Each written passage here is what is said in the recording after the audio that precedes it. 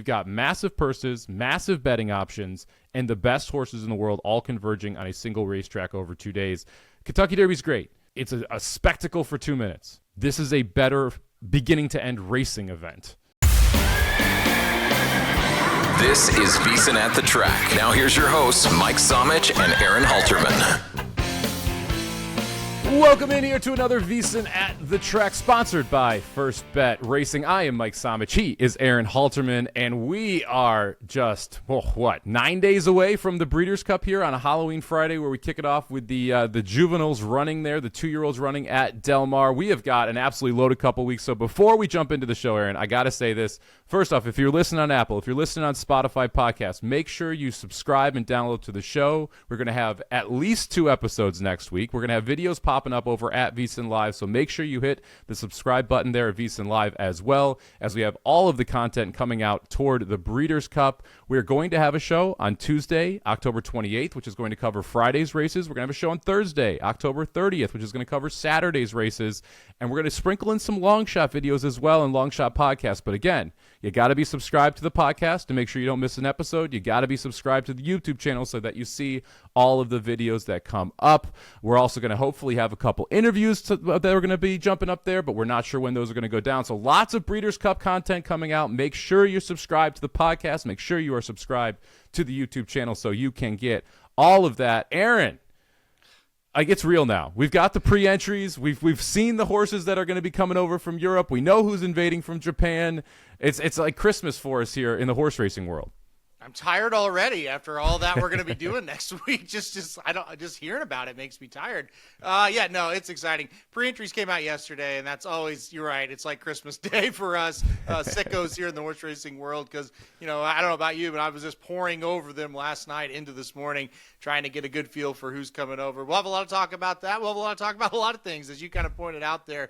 The calm before the storm, kind of, this show a little bit, but we still have good racing going on this weekend as well. So just a lot to do, a lot of fun. It's finally here, and I think that's the good news. Once Saratoga and Del Mar ends, you're kind of just waiting. You got Keeneland a little bit, but you're kind of just waiting for the Breeders' Cup.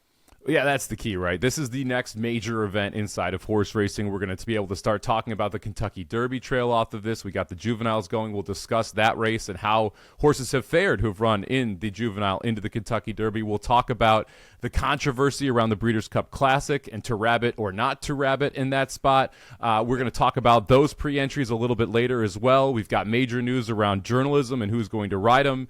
Aidan O'Brien, your leading trainer ever in Breeders' Cup history, is sending a big-time contingent over. We'll talk about a couple of his horses. Also, just kind of like the Breeders' Cup and the handicap behind it. So make sure that you tune in toward the end of the show. We'll do that before we go over the best bets. And, of course, we're going to have race previews from both Keeneland and Churchill Downs. We'll kick it off here with our little news snippet, and that's going to start with the 191 horses who are pre-entered for the Breeders' Cup, down slightly from last year, but we'll break that down when we dive deeper into this. We also have 8 prior Breeders' Cup winners who are going to be back at the track at Del Mar. What was your first reaction when you saw the pre-entries? That Aidan O'Brien is bringing a really good group of horses, like his A-string horses. I feel like in a lot of cases, people from overseas might argue with me a little bit. Maybe it's not the top of the top, but it feels like it to me. I mean, he's bringing in a really, really good group. So that was the first thing that jumped off the page to me. And, I think seeing all the horses in the Classic that we've been talking about for months, seemingly, they're all pre-entered, right? And usually you have a lot of defections. That really wasn't the case. You had a couple throughout the year, but seeing all those horses on one page got me very excited as well. But the first thing was, every turf race, it felt like, wow, there's an Aidan O'Brien horse, and he or she looks good in this race. Yeah, fascinating to see. So Aidan O'Brien brought 19 horses last year. However, only 9 of the 19 ended up running. He had multiple entries in certain spots, scratched out one to run another. It's something that we see a lot inside horse racing is you want to bring, okay, if you got 2 horses that fit the condition, let's enter them both. Let's see how the race breaks out and possibly scratch one. Just 10 entered from Aidan O'Brien this year. All 10 are monsters. Like that's what jumped out to me. It's like, you know what? We didn't bring the other ones. We're just bringing the top tier here, and we'll see how it goes. We'll have more talk around those pre-entries toward the end of the show here. We got to talk about one of the U.S. horses in the Breeders' Cup Classic, and that is Journalism, who is your Derby favorite, who danced all the dances and seemingly was the bridesmaid in a lot of those dances, switches jockeys from Umberto Rispoli over to Jose Ortiz. Does it matter? I think it matters, Mike. I think it matters a lot. I paused for a second there. I want to be very careful. I was talking to my wife about this, actually, and I'm sure she'd love to hear about it. Last night, super I said, interested.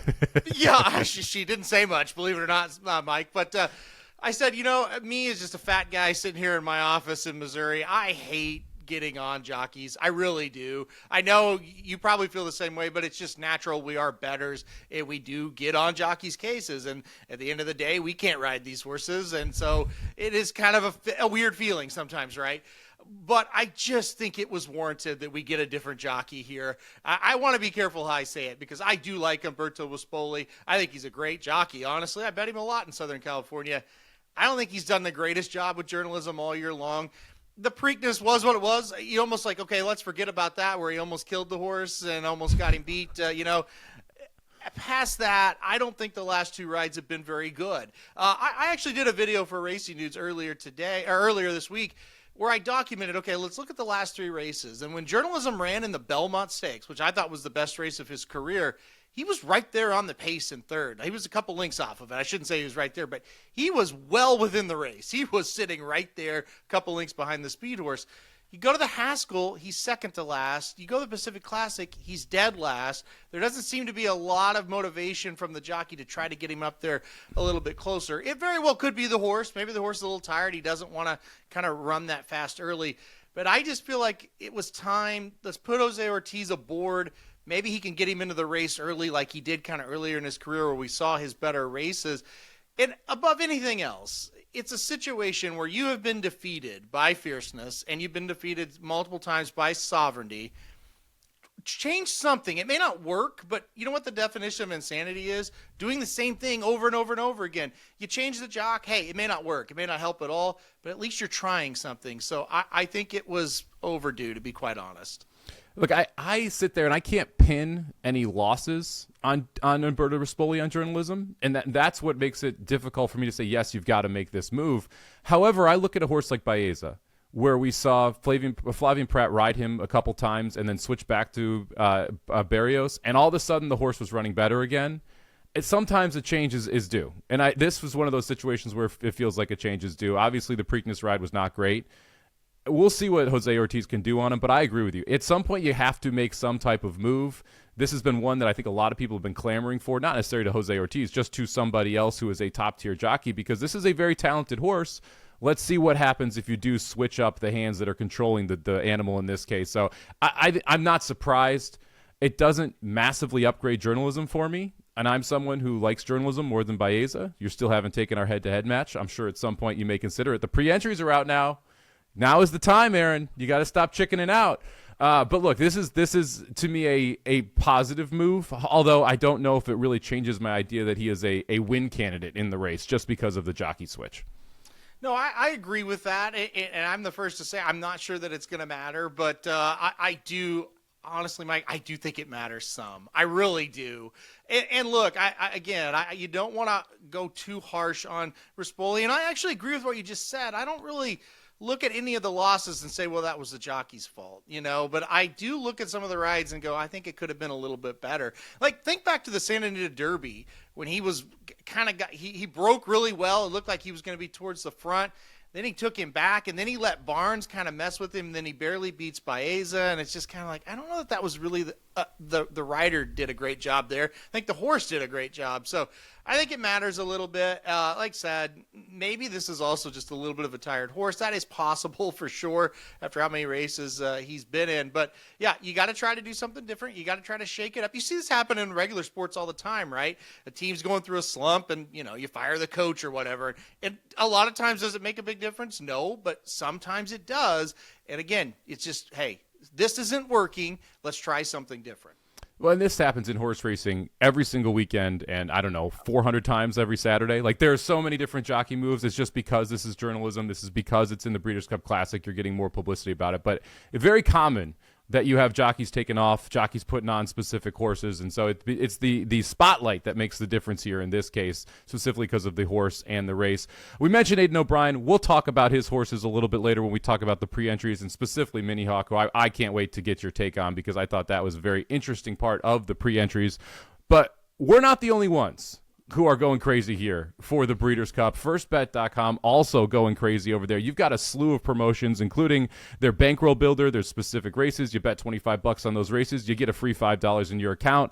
They're also running back the Breeders' Cup Exactathon. Got to make sure we mention this one. FirstBet is the official racing partner of both VSiN and VSiN at the Track, and they are going to offer $20,000 in bonus money on both Friday and Saturday here at the Breeders' Cup. There's $10,000 available each day.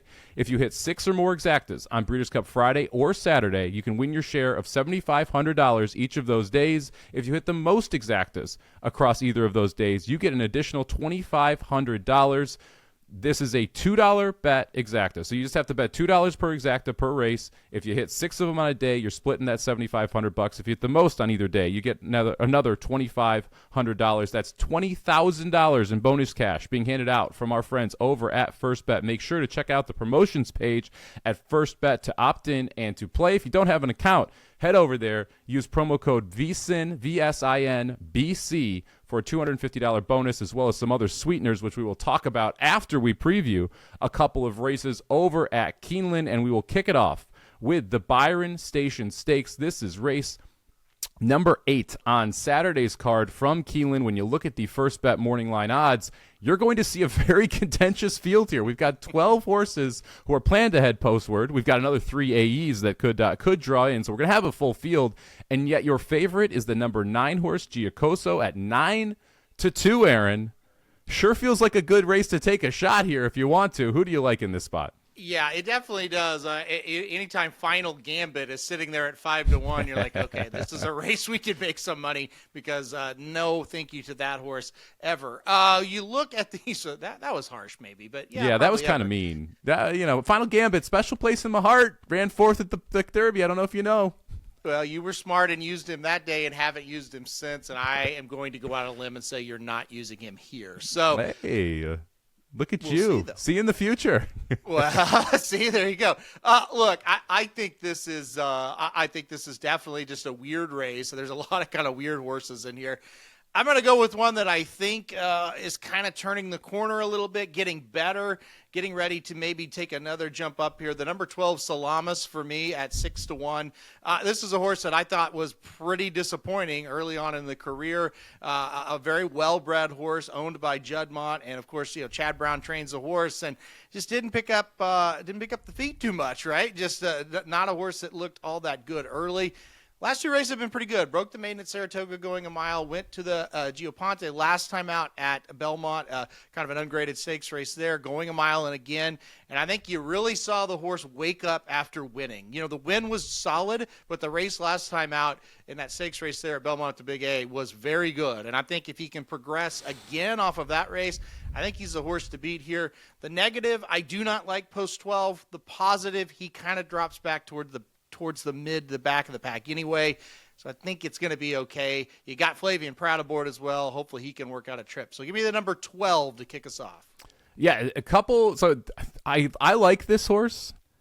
I think there's more than just one negative on the post, though. You mentioned dropping back. That's not been a great style at Keeneland over this turf course. Now, they did get water in the turf course, so maybe we're going to see a slight adjustment as we get more races in this week. But we've seen horses not on the lead. You can't win going gate to wire on the turf course right now in Keeneland, but you want to be sitting in that, I don't know, we'll call it 3 through 6 position and be saving ground. And that's where most of the winners have come from. And when you look at this race, Salamis probably not going to be there. The last 2 races had 7 and 8 horses in New York. The race before that at Keeneland, 10 of 12 post, dropped back with Pratt aboard, ended up running 3rd. I kind of think that might be the same trip that we get here. Now, there is quite a bit of speed signed on, so we could have one of those situations where you get quite a bit of pace in front of Salamis. Definitely contender, 6-1, definitely not a bad price there.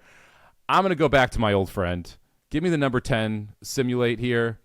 This is a horse that is trained by Bill Mott. Irad Ortiz takes the mount here, which is not something you see often. Only 27 mounts, which is wildly low considering that they're at the same tracks at the same times all year round. But he jumps aboard here. They're 30%, by the way, in those 27 efforts over the last 2 years. Pretty good. This horse is running back-to-back graded stakes. I thought the Secretariat was really good where he was the favorite and just missed to Giacoso. Comes back at Kentucky Downs, ran in the Nashville Derby, never had a prayer. Wasn't on the lead, wasn't forwardly placed, never really liked the track. You could tell the horse didn't want it, just crossed that race out. And now we come back here, and we're getting a horse that I think is more likely to sit mid-pack, that has faced and beat larger fields, and is now getting a 8-1 price, which is the highest price since this horse won at 16-1 over the turf at Saratoga. I think there's a lot to like about the number 10 Simulate here at 8-1, so that's going to be my top pick. But we can't just talk about those two horses in here. I mean, when you mentioned, well, I like the horse on an improve who is a decent price, I thought you might be talking about the 8 Tenacious Leader, who is 12-1 on the morning line for Todd Pletcher, John Velasquez, won here at Keeneland last time out. That was the first time we saw this horse since the Breeders' Futurity last year. The other turf race in this horse's career ran second to a horse named Zulu Kingdom up at Saratoga in the With Anticipation. That was a pretty good race, getting a pretty good price at 12-1. Any interest in the 8 Tenacious Leader here? Yeah, you really took. I was the two horses I was going to talk about when you kicked it back to me, and the number 8 Tenacious Leader was the first one on the list. And I don't have to say a whole lot because you just mentioned it, and it makes a ton of sense how you kind of broke that down. A horse we hadn't seen for a long time, comes back off a long layoff, first race, as a 3-year-old, was decent as a 2-year-old, but I don't think it wasn't setting the barn on fire by any means, right? That last race was really good. And you got to think, okay, if we're moving forward off of that effort, we're right there. And 12-1, I mean, that's a great price. Horses by Not This Time out of a Curlin mare. I mean, speak to my heart, right? I love both of those angles as well. So I do like the 8. I did want to mention the number 4 Troubleshooting as well. I think this is a very interesting horse. We're going to stretch out in distance, and that's going to be the question mark, right? We've been running 5.5 and 6.5 furlong races. Now going to a mile. I will say this, though. The 6.5 furlong race last time out was at Kentucky Downs. So stretched out, a full furlong versus what he had been racing. Didn't seem to mind it. Ran pretty well. Now, it could have been the fact he liked Kentucky Downs. That's very possible. I'm very interested to see this horse at a mile because you know what? This is another horse, by Not This Time, out of an Into Mischief mare. I think a mile should be just fine for this horse. So I'm kind of excited to see what the number 4 Troubleshooting does as well in the spot. Yeah, there are. I mean, I'm going to go through quite a few horses here because I think we need to. Troubleshooting was one of them. I'm a little concerned. It was more the track than it was the anything else for Troubleshooting last time out. And it's one of those where, like, at least you can go back to the Ellis race prior. You got similar time form, similar buyer numbers, so that you have something you can stack on it. I do think the mile shouldn't be an issue, as you mentioned. Not this time, just a super sire, and the Into Mischief on the bottom. The Tomlinson rating 414 on this horse going this distance over the turf. Also 1-for-1 on the Keeneland track, which I think matters. I'm a little worried about the pace horses, but the fact that you're inside and you don't need the lead, I think, is two positives here for Troubleshooting. We might as well talk about Golden Afternoon. Ran second to Troubleshooting last time out in that Franklin Templeton race over at Kentucky Downs. What do you make of this horse, who gets Jose Ortiz aboard, who rode this horse to a second-place finish in that race prior mentioned at Kentucky Downs, has run in some of the bigger dances, the Grade 3 Transylvania, the Grade 1 American Turf, but hasn't really had success doing so. Now we're getting second off the layoff after a long layoff, really, leading up to that race at Kentucky Downs. Any interest in Golden Afternoon if you like troubleshooting? There's interest. The problem is, like, you just can't play them all, right? So I didn't, full disclosure, I don't have a source on any tickets as of right now, but yeah, I mean, you look at this, it's like, if that horse wins, how can you really sit here and be surprised? I think it's a horse that's going to be fine. Like you said, been running longer races, but against tougher competition. Horses we've talked about that are very, very good all year long, right? So, cut back and ran okay. I think you could say ran better on the cutback. But again, 6.5 furlongs at Kentucky Downs versus a mile at Keeneland, to me, there's not a big difference. You're going uphill for a lot of that Kentucky Downs finish. And so that really plays, usually we say, a half furlong to a furlong longer than what the distance actually says on it. So, yeah, look, I have interest in the horse. Can't play them all, and that's why I didn't use them. But and this is another one really bred to go a mile just fine. By Golden Sense, who was great on the dirt going a mile. Obviously, back-to-back Breeders' Cup dirt mile victories for Golden Sense. But has this street cry on the bottom, which says turf. So wouldn't be shocked at all if Golden Afternoon really runs well in this spot. Now, the horse that ran fourth in that race is actually one post to the outside of Golden Afternoon. Antisocial, Jorge Duarte Jr., one of my favorite trainers to bet, not one that's well known, only trains for Colts Neck Stables, so you don't actually see him with that many horses. Luis Saez gets back aboard here. This horse was 4-1, 4.5-1 in the Grade 2 Secretariat, was 8-1 in that race at Kentucky Downs, now 15-1 on the morning line here. Another horse by Not This Time. Run Away and Hide was the dam sire. Very good turf breeding, very good mile breeding here. Horse is probably going to be forward, but has won from off the pace, 15-1. Kind of a crazy price. A horse I'm going to be including underneath. Not sure if he can get to the line first, though.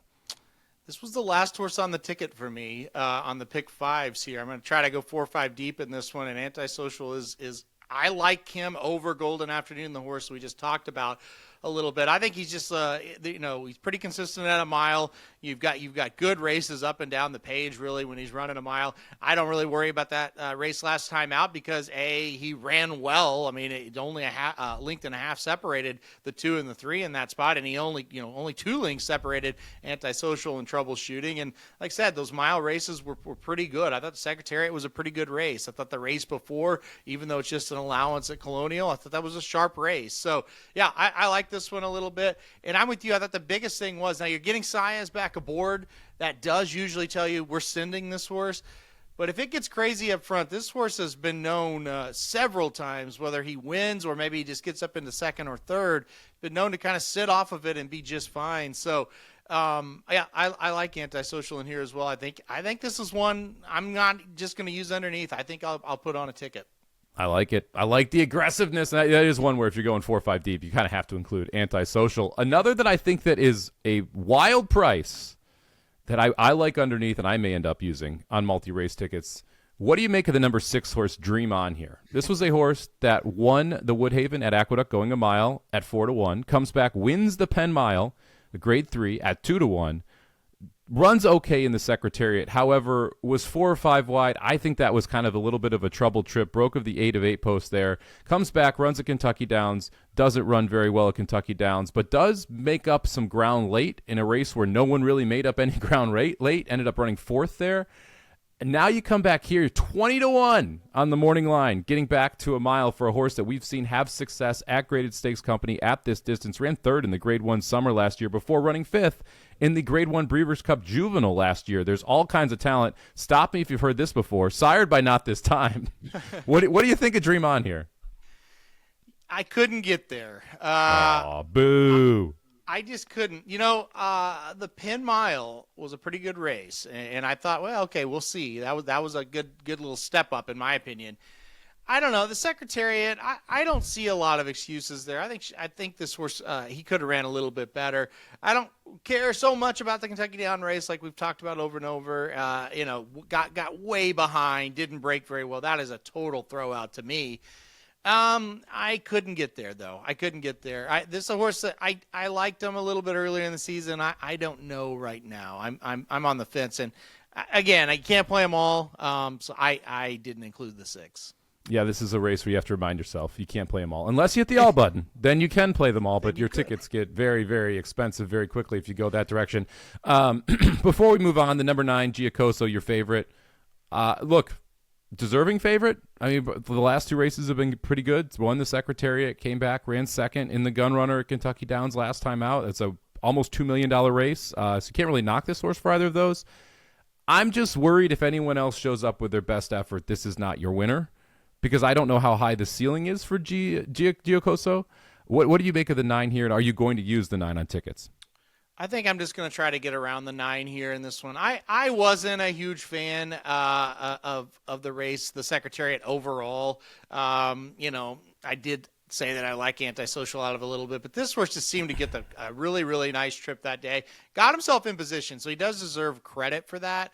But it was a pretty easy trip. I don't know. The Gun Runner, again, it was one of those races, kind of felt like he should have won, had a big lead and lost it, I don't want to play this horse. The price, kind of off to the side. I'm kind of skeptical of him overall. And by the way, before those last 2 races, this horse really hadn't done a whole lot of running in a while, right? So now got in a much better spot. The last 2 races were better spots for this horse, and it's the same conditions as today. So there are positive. If you're listening to this and you're playing him, I don't really want to talk you off of him. He's just not really for me. And I will say this all day long.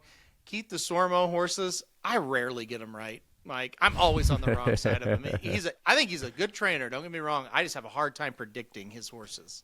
Yeah, I mean, his pattern's a little less, I'm going to say, normal, for lack of a better term. And so you have some situations where horses jump up, and you're like, well, I guess if I had seen 2 races on the turf prior to that, or it's some dirt action, like then you could have gotten to it.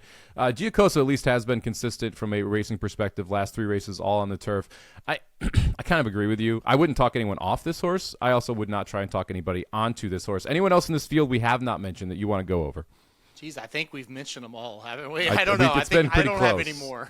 I mean, you can tell it's a contentious race when we're spending this much time and going through this many competitors, because we both have picks that are 6-1 and 8-1 here, but there are multiple directions you can go. Number 12, Salamis for Aaron, 6-1 on the morning line. Number 10, Simulate for me, 8-1 on the morning line in race number 8 on Saturday, the Bryan Station from Keeneland Racetrack. I always remember that. Bryan Station. They always say it right when they break from the gate. I'll never forget the voice there as they call that one off. 1 race later on Saturday, race number 9, the Fayette. We're going to go 1 mile and an 1/8 here, $350,000 up for grabs, 3-year-olds and up. Grade 3 race.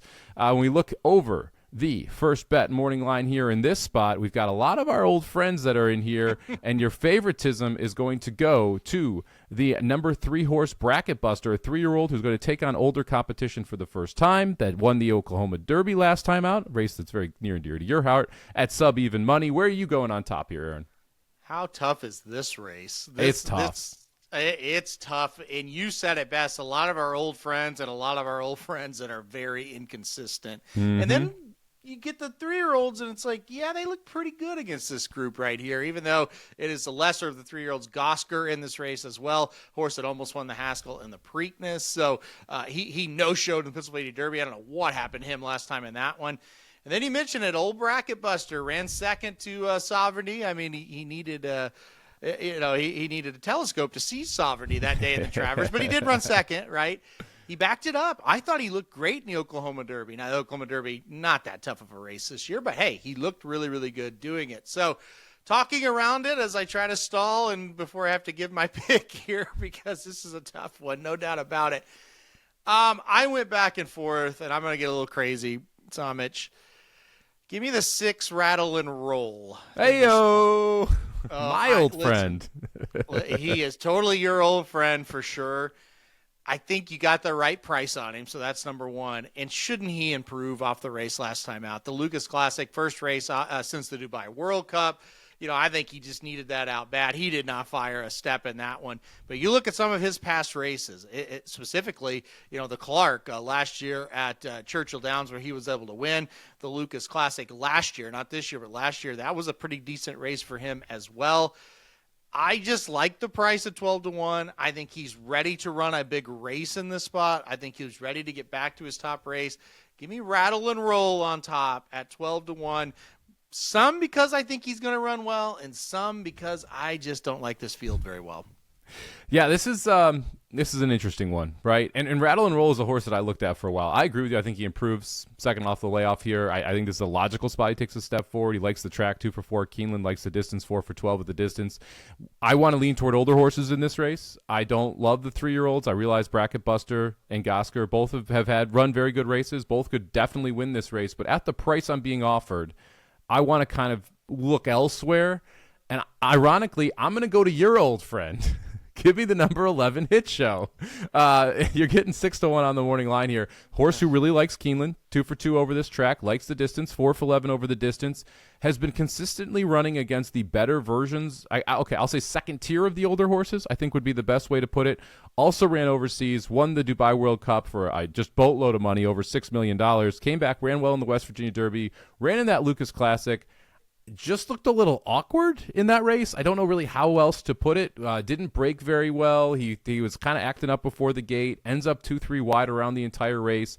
I like the fact that we're going 1 mile and an 1/8. That doesn't Like if we're going a mile and 16th, I would not be playing this horse from the 11 post. A mile and 8th gives you a lot more time to run up to that first turn. It gives you about the same time to run up the first turn, but the fact that you have the long stretch instead of the short stretch, I think makes a difference for a horse like Hit Show. There's a lot of speed signed on. I think we're going to get a pretty good pace, and I think that benefits Hit Show, who can sit right behind that pace and still has shown the ability to have the kick going a mile and an 8th. So I'm going to take a little bit of a shot here. Number 11, Hit Show at 6-1. Is this one of them you considered?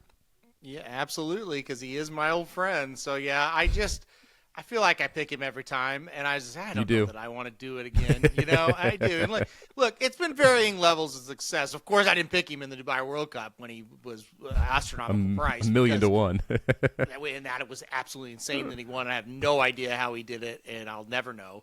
But, yeah, no, he's been good to me at times in the past, and at times he hasn't. I really hated the last race. I thought he was not very good in the Lucas Classic. I didn't like that race at all. He went to West Virginia 2 races back. I thought he ran okay there. But I don't know. Like, he really just hasn't looked great since coming back from Dubai. Maybe he left it all on the track that day. I don't know. I will tell you this, though. This is a field he can certainly beat if he runs his best race, and he should beat if he runs his best race. You mentioned you didn't have any interest in the 3-year-olds. I've got mild interest in Gosker because we've seen him beat Bracket Buster right here on this track, right, in the Lexington. Then we saw him run 2 very good races in the Preakness and the Haskell. I don't know what happened in the Pennsylvania Derby. That's really not like him. He's been very consistent. I think if he bounces back, I think he's a better horse than Bracket Buster. I've got interest in Gosker. I think he gets out towards the front and takes this field a long way. Any interest in him or just no to the 3-year-olds at all? If I was going to go with a 3-year-old, it'd be Gosker. Price is better at 9-2. I agree. I just think he's a better horse than Bracket Buster. I think Bracket Buster has been a benefit of the situation. You don't often get a 102 buyer when losing by 10 lengths.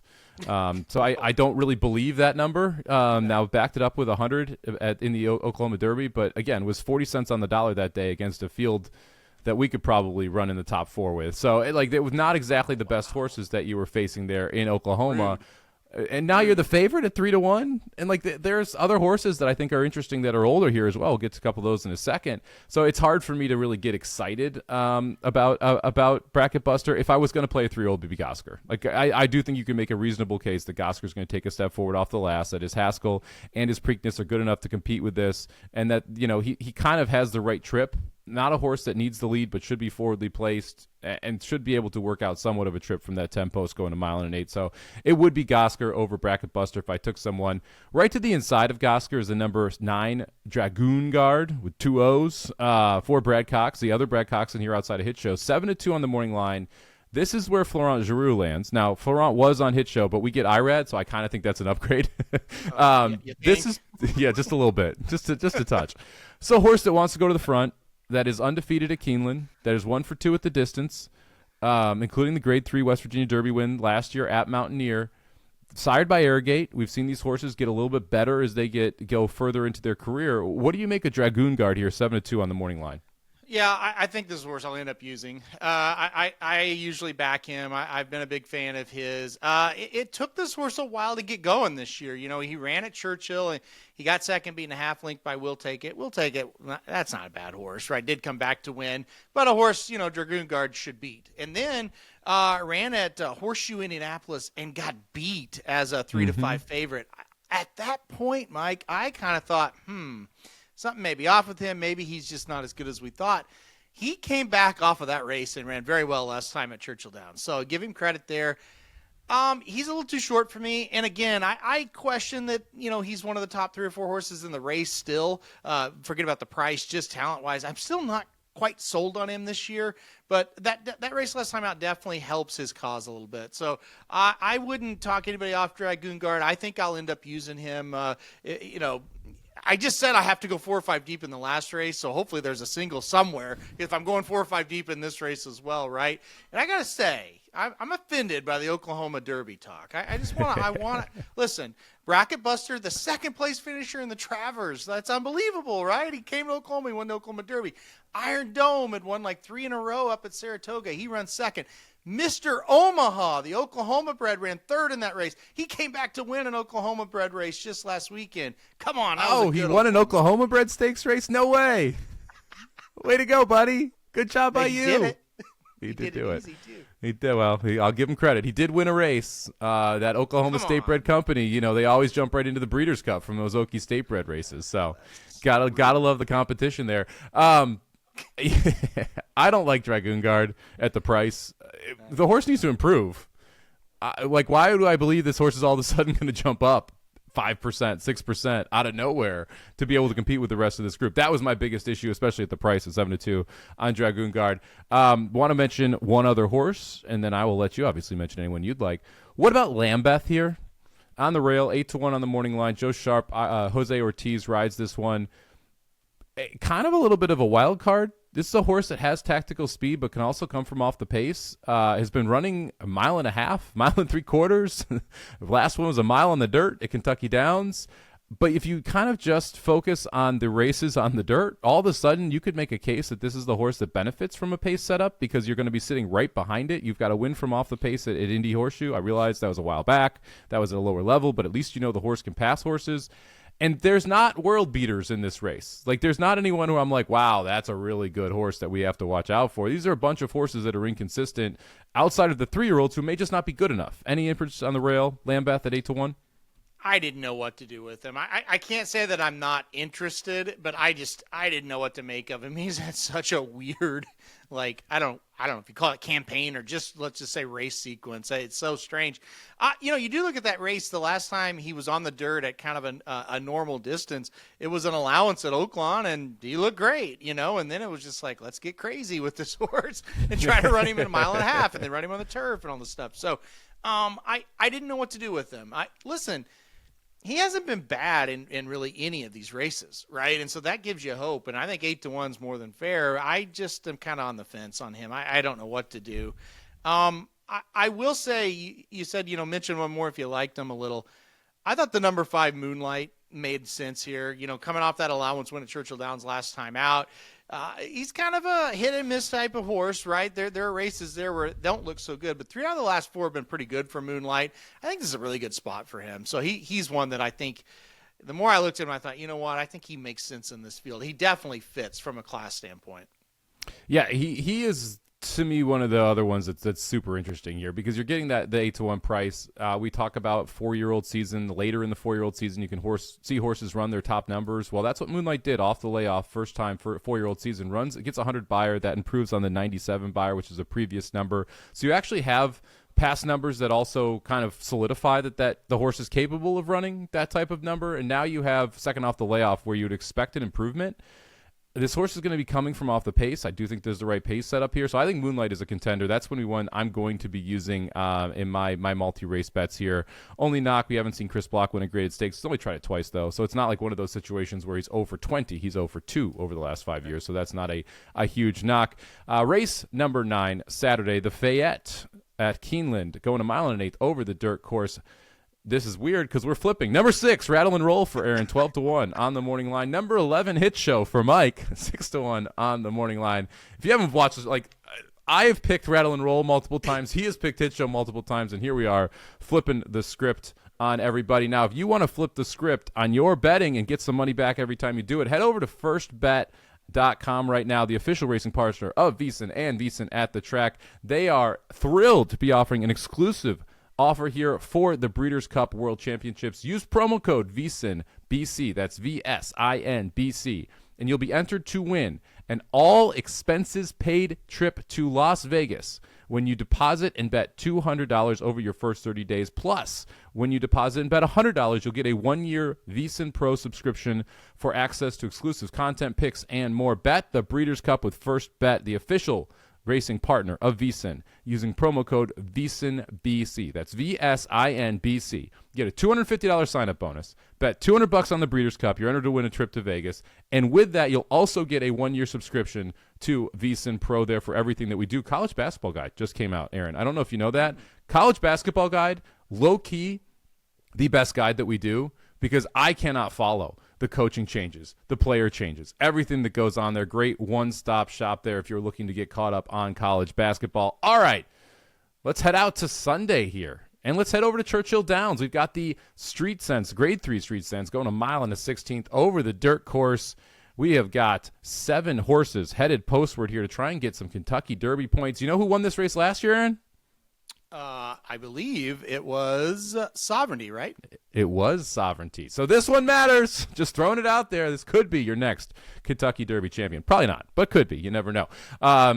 Interesting field here as we look at the first bet morning lines. We've got a couple horses who are vying for favoritism, but your favorite's going to be the number 3 Universe, 5-2 on the morning line for Kenny McPeak. Jose Ortiz rides. Who do you like here in this spot?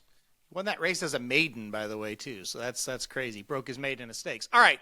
Yeah, this is going to be kind of, I don't think we have a Sovereignty in this race. So let's start with that, right? I don't really think. You saying I'm overhyping it? I mean, I don't think the Derby winners in this field. Do you? No, I don't. Okay, all right. Well, just making sure you're still with us mentally here, Somich. Look, I think it's kind of pick your poison. Do you kind of want the flashy horse, Ganaz, the 2 horse that's been running 5 and 6 furlong races, going to stretch out, but has looked really, really impressive in those races?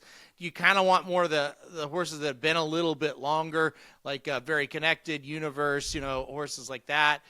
I kind of lean towards the number 6. I did. I liked this horse last time out, stretching out in distance to the mile and 16th for the first time, which is what they're running in this spot. I thought ran very well. Got Irad Ortiz aboard last time. Gets him aboard here this time as well. So I went number 6 on top. You could probably tell by the sound of my voice, though, I'm not real sold on anybody yet in this race. There's a lot of question marks on every horse, but give me the number 6 on top. Yeah, there are a lot of question marks on every horse. And when that happens, I kind of revert back to how I learned to handicap, and that's handicapping speed. And that puts me on the 2, Ganaz here. You mentioned 5-1 on the morning line. Don't mind the price at all here. This is a horse that ran 5 furlongs at Indy, ran 6 furlongs at Churchill, won both those races going away. Why is it relevant? This is a war front out of a Tappet mare. Those are 2 horses that like to go long. To me, this is a situation where I think that Ganaz can get the trip. And if you're not following Churchill Downs, or you don't watch Churchill Downs all that often, mile and a 16th means we're running a short stretch here at Churchill Downs. So you've got speed to the inside with a bunch of younger horses, bred to stretch out, and you also have a situation where you're going to be the benefactor of not having to hold for a full length of a stretch there at Churchill going the mile and a 16th. I agree with you. I think this is a really tough race. I think that Vost on the rail is a little bit interesting. The 1, I think the 3, Universe, one that you can play. I don't mind I did either. I think the outside, incredible name, by the way. There is a possibility as well. But I just landed on the speed because when I'm in a handicapping spot where I can't definitively say I really like a horse and there's a horse with lone speed, that's kind of where I gravitate to. So the 2, Ganaz for me here at 5-1. You know what I found interesting about Ganaz, and I agree, he's looked really, really good. This is Shadwell's stable horse, right? And they sent this one to Andrew McKeever, and that's no knock on Andrew McKeever. I think he's a good trainer, but that's not usually where an outfit like that would send their A horses or their Yep. A string horses, right? So has this horse just overachieved a little bit from what they kind of thought this horse was going to be? I think that's kind of the question. Or did they throw Andrew McKeever a bone and maybe they really like him and they're like, yeah, let's give him this one and see what happens. I don't know. I don't know the answer. I can tell you this. That's a very well-bred horse that you just laid out. Very well-bred. And that last race was really good. I just man, if you could run that again going a mile and 16th, I agree. I think this is the winner. I'm just kind of skeptical of this horse coming in. I think he's got a lot to prove still when going a mile and 16th, but I'll use the horse. I've got the horse in second. I was with you as well. You mentioned Incredible. I almost put this one on top. Another one that last time out, stretching out to a mile. Now that's a 1-turn mile at Churchill Downs, so it's still a 1-turn race, but still it was a stretch out. You saw a big improvement, race 1 to race 2, and that's kind of what popped out to me. It's man, that horse ran very, very well. So I liked Incredible as well. Put that horse in third. One thing I didn't mention, I forgot to mention, 2 races back with I did, got beat by Blackout Time. Blackout Time ran second in the Breeders' Futurity behind Ted Nafi. I think Blackout Time looks halfway decent in the Breeders' Cup Juvenile. So I thought that was a good horse to run second behind. Even though it was a long ways beaten, still, not a bad horse. Third place finisher of that race, came back and won as well. So he's been keeping decent company. Yeah, he has been keeping decent company. I did in second. So I'm not going to knock your pick any way, shape, or form. I would have Incredible in third in this spot. I do think Universe is interesting, but I don't love it when you've got kind of a really funky trip that produces a huge number for a horse that ran third in that race. Those are kind of the horses I usually will try and fade. On the Ganas Andrew McKeever thing, I think I don't think they knew what they had. I mean, you don't like Shadwell's not starting horses going 5 furlongs at Indiana Grand if they think, or Horseshoe Indianapolis if they think that horse is going to be a monster. And so the fact that that's where the career started in McKeever, I think this is a surprise to them. But that doesn't mean that an incredibly well-bred horse can't surprise to the upside continually. And this is that, like, again, 7-horse field, 5-1 is the third longest shot on the board. So, like, at a spot where you're going to get a price no matter which direction you go. That is the Street Sense race number 10 from Churchill Downs on Sunday. Number 2, Ganas, 5-1 for me. Number 6, I did 3-1 for Aaron in that spot. If you're looking for more picks on the sports side and all of the horse racing articles and content we're going to have up for the Breeders' Cup, make sure you become a VSiN Pro today. It will give you an edge for the Breeders' Cup as well as across all sports. Try it for just $9.99 for your first month. Head over to vsin.com/subscribe to see all of those subscription options. All right, Aaron, before we get into the best bets, let's run through our little bit of a Breeders' Cup preview here, setting up what we're going to talk about next week. First of all, Breeders' Cup handicapping. I think these are two of the most difficult days all year, simply because you've got so many different horses coming from so many different places who are all targeting to run their absolute best race of the year here. When you're sifting through the Breeders' Cup, what do you think from a handicapping difficulty perspective, and what are some of the tips or tricks that you've used to be able to be successful?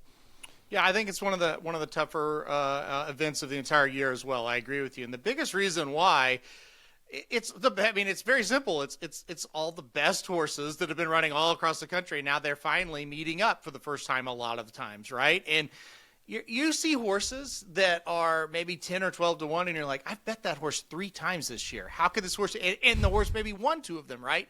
And how can this horse now be 12-1? It's just the class of the Breeders' Cup is what it is. I think the biggest kind of thing that I've had the most success with over the years at the Breeders' Cup are the European horses coming over for the turf races. Watch the replays of these horses, know these horses. They're going to win the majority of the turf races, and it's not always that favorite that wins. You may find some diamonds in the rough. I'm thinking about Iridessa, who you and I found a few years ago. I'm thinking about Adaria, who you and I found a few years ago. Horses that were not the favorites, but you watch replays, of these overseas runners. So get to know the European shippers like the back of your hand. That will give you an advantage because a lot of people, they want to bet those American horses in those races. They don't win a lot of them. They do win some, and there's some we can look like. Bricks and Mortar is one that comes to mind that he was really good, right? But overall, get to know those European horses. That's where you can find your edge. Yeah, Aidan O'Brien horses, if there's 2, pay attention to both. Don't just pay attention to one. We've seen, especially like in the exacta, I think it was 2 years ago at Santa Anita, you had a monster exacta where an Aidan O'Brien won at 8-5, but the second place finisher was like 30-1. It was the only other Aidan O'Brien in the race, and I want to say the exacta paid $80, something like that for $2. So there are definitely ways that you can take advantage of that. I had 2 25-1 winners in the sprints last year, both European horses. I got to them because I chucked all the European speed. That's one of my angles in the Breeders' Cup. Don't use European speed because they're slower than U.S. speed, and they're not going to get the lead. Like, how often do you see a European horse leading the sprint on the first turn? How often do you see a European horse going gate to wire in the mile? You don't. Our horses are faster out of the gate. This is a new thing. I think European speed at a big disadvantage when you get to the Breeders' Cup because of the racing style across the pond versus what you see here. Oh, 100%. Go watch the replays, and as you watch the replays, you can watch they walk out of the gate most of the times. Even in those sprints, they're not fast out of the gate, and our horses are trained all for speed. That's why Wesley Ward went on a big hot streak with Royal Ascot for, 4 or 5 years, and he even said the Queen would talk to him and be like, how do you get your horses so fast out of the gate? He was winning races specifically with 2-year-old horses, just going gate to wire, and he's like, that's how we train them over there. Now, I do think they kind of saw what Wesley Ward did, and maybe some of the 2-year-olds can be a little bit more precocious. But again, overall, we're going to lead the way. So, yeah, if it's a horse that has speed overseas, they're not going to have that same trip that they had when they come over here, and that's going to be a big difference for them. Now, thankfully, a lot of the horses that are their better ones do come from off the pace, and that's a whole different subject. Yeah, it also, you don't turn most of the time when you go 5 furlongs or 6 furlongs in Europe. It's just a straight run, and there's usually like 20 horses. It's a stampede. It's kind of crazy. Go watch an Ascot race on YouTube to see how that plays out. Very different than what we see here in the U.S., where you're limited to 12 horses in those sprint fields. We got the draw coming up on Monday.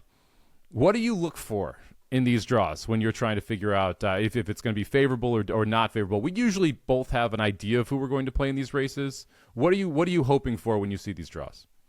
Well, I think when you're looking at turf races, you don't want those outside posts, 10, 11, 12, 13, 14. That I don't like so much. So the turf races, I kind of want that middle grouping.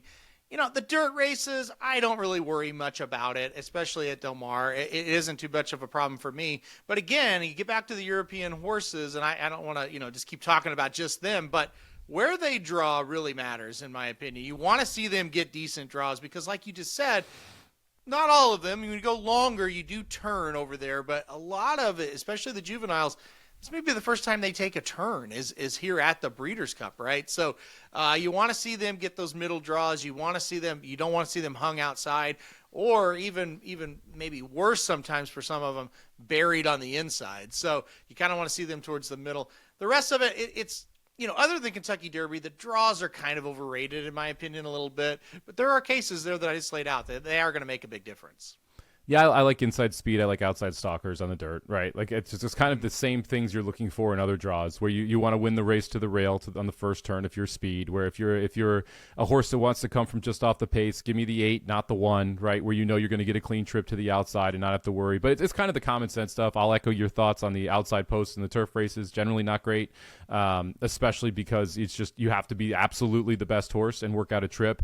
Also makes it life more difficult for a European jockey who's doing this on some of the jockeys have obviously been to Breeders' Cups before. Some of the newer European jockeys, this is a very new animal for them, not just because of the speed early in these turf races, but look, these horses all know how to turn. Don't get us wrong. They all turn all the time, right? They'll do it in training. It's not like the horse needs to learn how to turn when they come over to the Breeders' Cup, but it does change the style of the race, and that's where it makes something different. Not the actual turn, but the fact that you have to figure out a trip. You could be 5 wide and a horse is on the rail and they're saving ground. There's all these other aspects of it that come into having those turns as part of the races. Breeders' Cup Juvenile, one of the races that is probably the most highlighted every single year because it is a points race for the Kentucky Derby. It crowns our 2-year-old champion. There was a curse around this race for a while, Aaron. We did not have a winner of the Kentucky Derby who won the Juvenile until 2007. That was Street Sense. We actually talked about Street Sense in his race named after him at Churchill Downs here. He pulled off the feat in 2006, winning the Juvenile, winning in 2007. Nyquist later pulled it off. They are the only 2 horses who have ever won the Juvenile and then went on to win the Kentucky Derby. Good Magic, by the way, broke his maiden in the Juvenile, ran second to Justify, probably wins if it's not for Justify. What do you think of the Juvenile as a Kentucky Derby prep race? Oh, I don't think it's a great one. Now, I do think you get some runners every year that run in the Juvenile that do make the Kentucky Derby, but this is what you got to think of right now. Right now, these horses, these 2-year-old horses that are going to run in the Juvenile, they're kind of the equivalent of like junior high school athletes, if you go to the human side of it. So you look at it and go, okay, when you were in junior high, how many times were the players that were the best in junior high the best when they were, say, seniors in high school? I mean, every once in a while they last, right? But a lot of times that totally shifts because y'all grow at different times, right? And horses mature later and they pass them by the time they get to high school. That's what they're kind of high school athletes, maybe first-year college athletes, right? When you get to the Kentucky Derby, when it comes to the aging process. So it's not necessarily, it's a curse, you better not win it. It's just a situation where it's really hard to be the best athlete in junior high, then the best athlete in college, and the best athlete as you go to the pros. Like, it takes special horses to do it, right? And so that's the key. Is it a beneficial race for the Kentucky Derby? I don't really think so, right? I don't think it's a requirement whatsoever. It's a nice race, though, for a 2-year-old running for $2 million, right? So that's very good. But it's just horses right now that are good in this crop of horses that are 2-year-olds that are going to turn 3. That just doesn't – they're just kind of the early developers. Doesn't mean they're going to stay up there towards the top. Well, I think you put the last sentence there, the early developers, right? These are the horses that got to the racetrack the quickest, showed the most talent as a 2-year-old, and maybe are the most mentally forward horses so far in the class. What we've seen, and I would make an argument like this race was more relevant in the middle aughts and was more relevant even in the early teens versus now, because we have seen horses not race at 2 and win the Kentucky Derby multiple times since we saw either of those horses win the Juvenile and then win the Kentucky Derby. It's a situation where we're now having horses start later, focus solely on the Kentucky Derby. Actually feels like the Juvenile has lost a little bit of luster over the last 10 years, 15 years, because we've seen people decide to skip it. We even saw Chad Summers decide to skip it this year with a horse who was eligible. So I don't see this as like a major Kentucky Derby prep. I do think it tells you who the early Kentucky Derby favorite is, though, because we don't even know the names of some horses that will run in the Kentucky Derby next year. They have not been named yet, and they will make it the gate in the Kentucky Derby. So one of those spots where I think it is relevant. I think it's important to watch. I think if you do see a horse develop off it, that is a sign that that horse is a very, very good horse and could have a very solid career long term, but not one where I'm like running to the window to bet this horse to win the Kentucky Derby.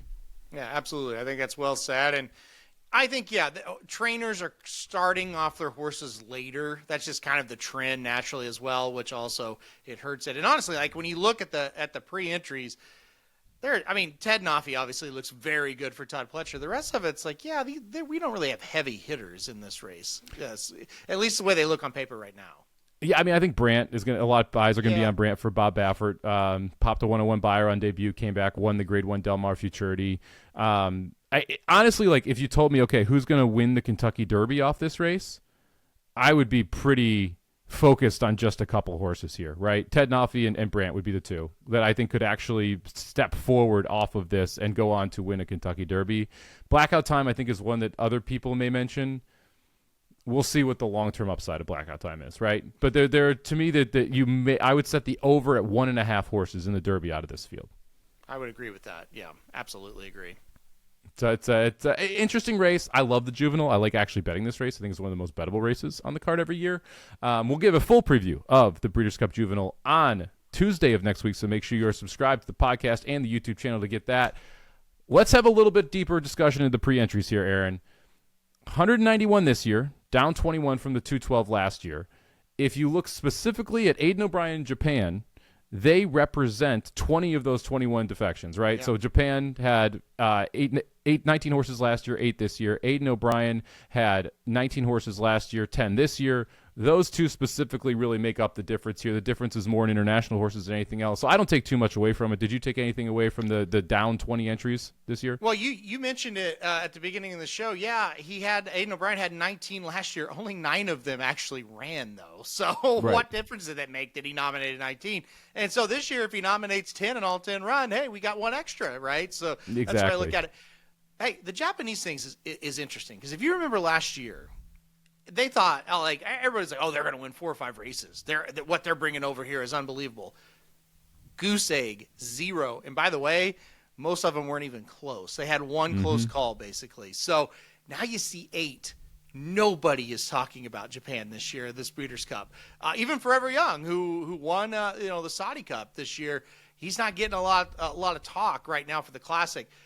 This is probably the year Japan wins 1 or 2 because it's just so quiet, and it's been quiet in other years, and they've come over here and they've won, and they've won impressively.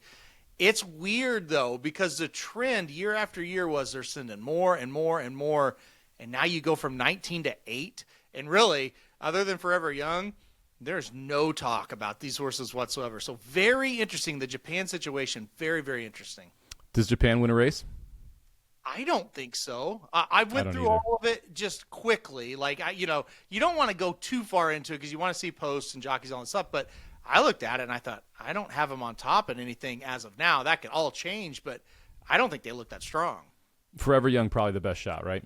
I think so. Yeah. Yeah. And that's a tough-ass race, right? 10 to 12 to 1. Not going to be easy. All right, let's talk about one of the horses I am most excited to hear your opinion on. Aidan O'Brien trained Mini Hawk coming over here. She is coming over here.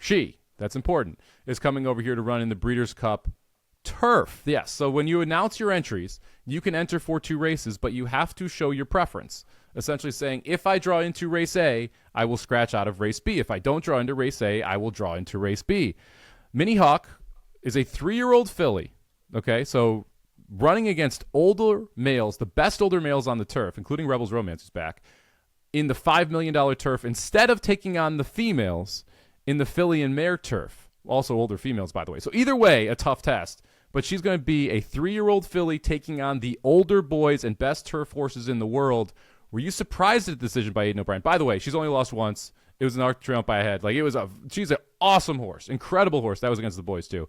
What do you make of the decision here, turf over filly and mare turf? And does it tip his hand at all about how good he thinks Mini Hawk is? I think it does for sure. Because here's the deal. I think the horse is like 3-5 in the filly and mare turf. And when I heard the rumors that Mini Hawk was going to come over, I thought, oh, filly and mare turf single. Easy. Let's go. Like I was like, oh yeah, great. Love seeing that. Got the single on Saturday, And then I start seeing, no, she's running in the turf. I'm like, oh my gosh, this is going to be a big challenge because, oh yeah, Rebels Romance, the horse you talked about, he's won it 2 out of 3 years, and he came over here for a local prep and just destroyed horses that you and I have been betting all year long up until that point, right? So, look, I think it says he thinks the world of her. I think it says she's going to be tough to beat in this field if he's got this much confidence. And look, after running second in the Arc, and by the way, she lost by a head, and those 2 horses were like 6 lengths ahead of the third-place finisher. I think that race shows you, okay, yeah, she can go up against the boys and older boys at that, that measure and do that. Give it a shot here. Probably facing weaker, right? That's probably what he's thinking, even though this is a very, very tough race. I love Mini Hawk, and I love what she's been doing this year. So Mini Hawk was the favorite that day at the Arc de Triomphe, a $6 million race, one of the most prestigious, if not the most prestigious race in Europe.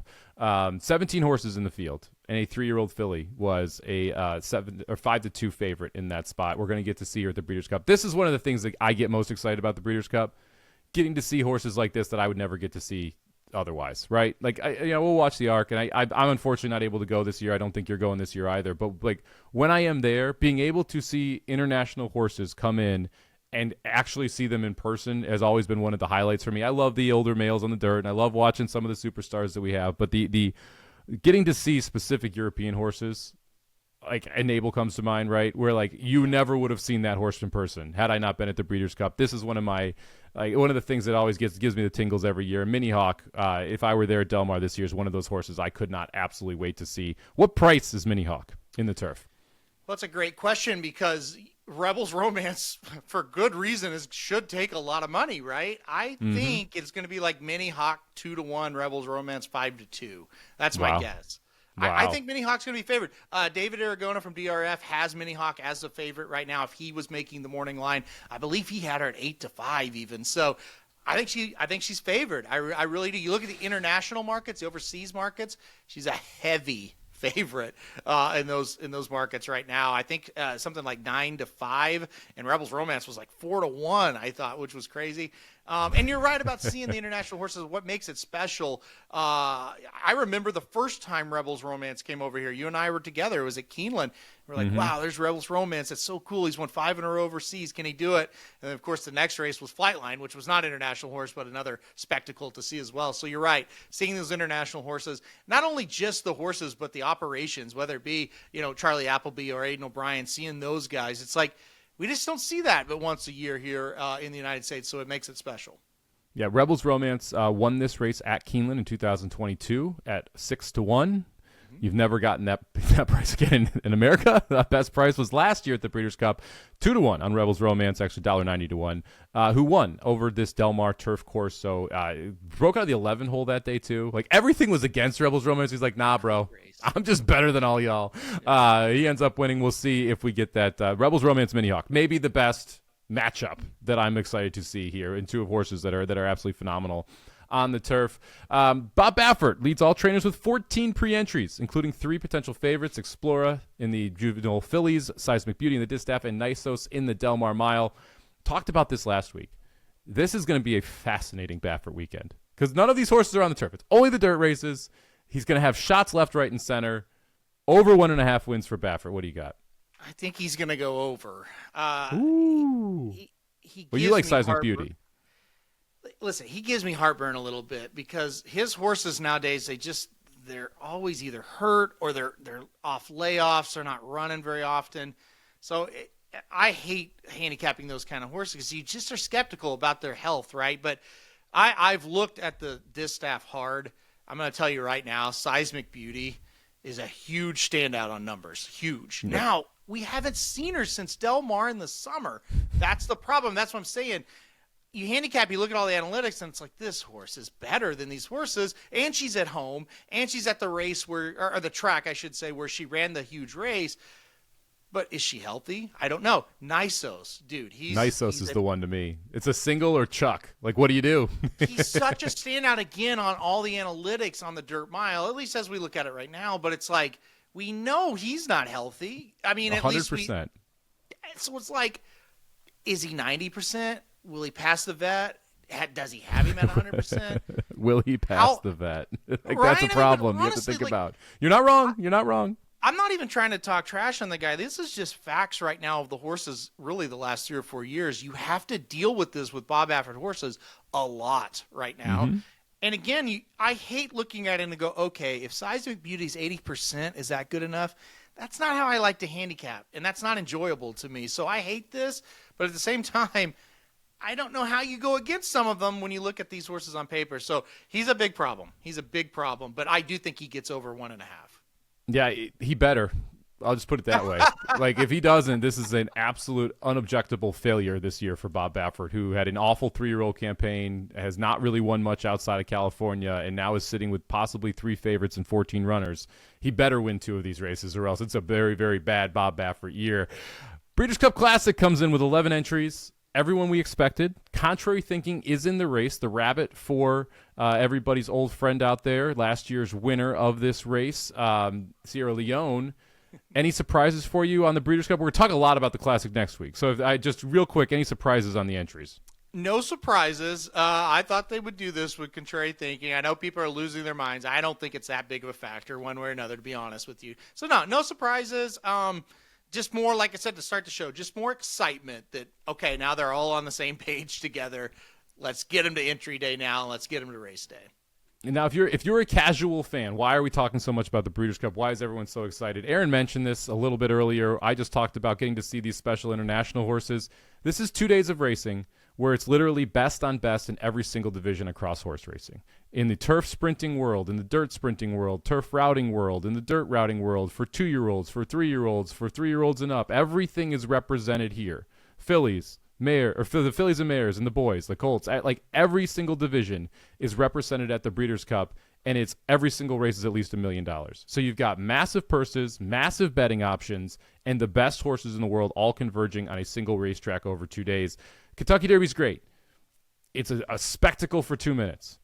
This is a better beginning to end racing event over the 2 days of the time. So if you like the Kentucky Derby, check this out. You get awesome fields, big prices, great opportunity to bet on the races, and you literally get to see the best horses the world has to offer. It's an absolutely incredible event. Yeah, if you start to get in to horse racing outside of the surface level, which are the big races kind of you talked about, this is the event. Like every year, this is what I look forward to. It's my favorite event to attend as well. Unfortunately, I'm not going to be there this year, but usually we're there, and it is so much fun to go to. And you said it, the Kentucky Derby is amazing. The Preakness, the Belmont, they're amazing. But they really, even though you've got big races on the undercards, it really kind of circulates around one division, right? This is every division is represented, and you've got all these 2-year-olds with the hopes of being something great as well, and that just adds to it. So it's amazing. Our end of the year awards are usually kind of decided here. If it's kind of a toss up, they'll be decided in the big races. The Breeders' Cup Classic, richest race in our country, and it delivers every year. It's just seemingly great. And we mentioned it earlier. You mentioned it as well. Getting the international flavor just makes it special, because a lot of times it's like, here's my favorite horse from the United States. Now, can we match the challenge of these horses from overseas that are supposedly better? And sometimes we win those races with horses like Wise Dan, and you go, wow, he truly is something. Bricks and Mortar, wow. Yeah, hey, you know what? Bring your international horses. We had one this year that could win, and that gives you a lot of pride as well. Lady Eli comes to mind as well. This horse is just popping into my mind as I think about it. So that aspect is so much fun, and you kind of get that United States versus European feel a little bit, which is always fun on other sporting events, around whether it be the Ryder Cup or things like that. We get it here in horse racing with this. Yeah, you will hear loud cheers for American horses on the turf races if they win. That is always something that the crowd is going to go nuts for, because you're going to have more people that are betting $2 to win on American horses and European horses at the track. You're going to have people who definitely root for it. So always fun to watch those turf races. To me, those are the kind of culminating events there at the Breeders' Cup. All right, Aaron, best bets. We're a little long, but it's Breeders' Cup week, so not Breeders' Cup. I say 2 weeks here as we lead up to it. So let's rip through some best bets here. I'll let you kick it off. You're headed to Gulfstream Park, race number 7. Yeah, I've forgotten we were doing this, so I got to get to work here on this. So who did I pick? No, I'm just kidding. I'm just kidding on that. I do know who I picked. All right, let's go Gulfstream Park. Let's go Gulfstream Park. Do you, though? Maybe. I don't know. We'll see. We'll see if I make a mistake here. It'd be the first time, though, Somich, if I make a mistake. All right, Gulfstream Park, race 7 on Saturday. I'm going to go with the number 10, Light Fury, on top in this spot.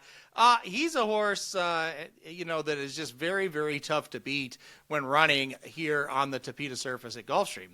This horse has made a living here. 4 out of the last 5 races have been wins, coming off 4 straight times where this horse has been claimed. They keep running this horse in $10,000 claimers, keeps winning the races, and gets claimed every time. So that's a good sign as well. Now with David Fox had this horse before and was able to get wins. So number 10, Light Fury for me, going to take him gate to wire, in my opinion, once again over this Tapeta surface in the Gulfstream Park 7th.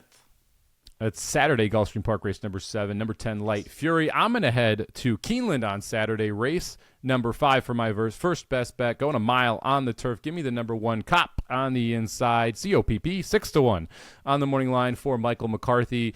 Pretty simple one here. I read Ortiz rides back after winning a maiden special weight at Churchill Downs. This is a horse that just kind of faced some adversity early in the career, faced horses like Monet Magic, like Uncle Jim, who became very good horses, faced Taylor's version, a horse we talked about last week, to start out the 3-year-old campaign, switched over to turf. I thought ran well the first time. I thought you saw a clear improvement the second time out. This is a horse that has some tactical speed, draws the rail in a race where you've got a lot of horses that I think want to be forward. I think this is the horse that sits the trip, able to save the ground on both turns, make a run into the stretch. So number 1, Cope for me, 6-1 on the morning line. Keeneland, race number 5 on Saturday. Aaron, heading back out to Gulfstream on Saturday, race number 8. Who do you got?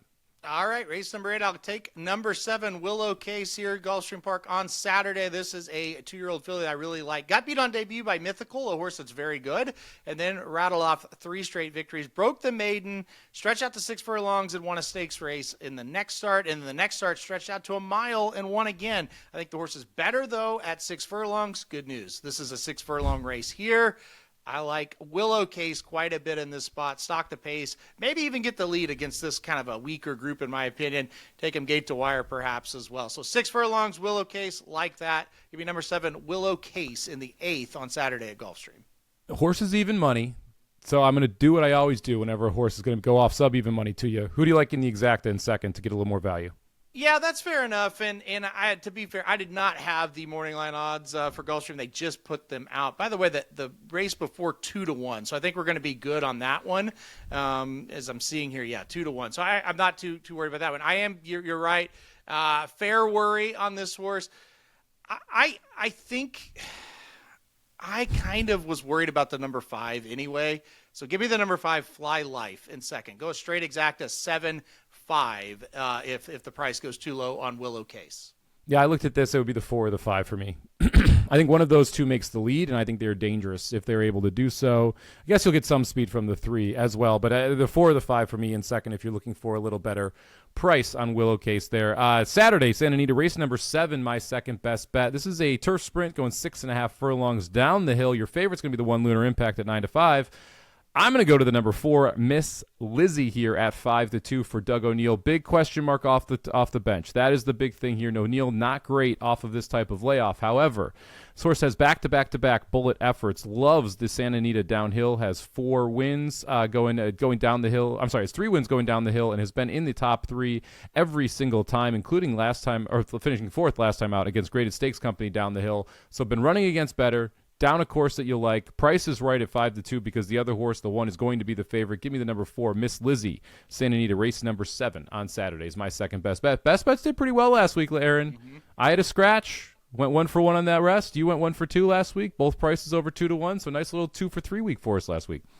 It felt good. It felt good to get back on track there. Yeah, I was super mad. My second one didn't win. Should have won. Don't know why. Just decided to be last instead of mid-pack like he always is, and got beat by a nose. So that made me extremely upset. But yes, let's not focus on that. Let's focus on the positive. Nice win at Gulfstream. Yeah.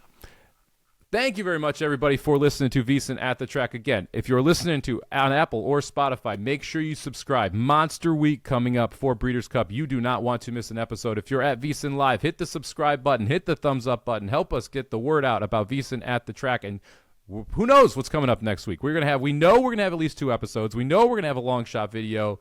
We may have a couple surprises along the way. You'll only know if you're subscribed, so make sure you go ahead, hit that subscribe button, Apple, Spotify, or over on the YouTube page as well. For our super producer, Matt Deutsch, who does an awesome job every single week for us, being able to get this content out to everybody. For Aaron Halterman, I am Mike Somich, and this was VSiN at the Track. Good luck this weekend.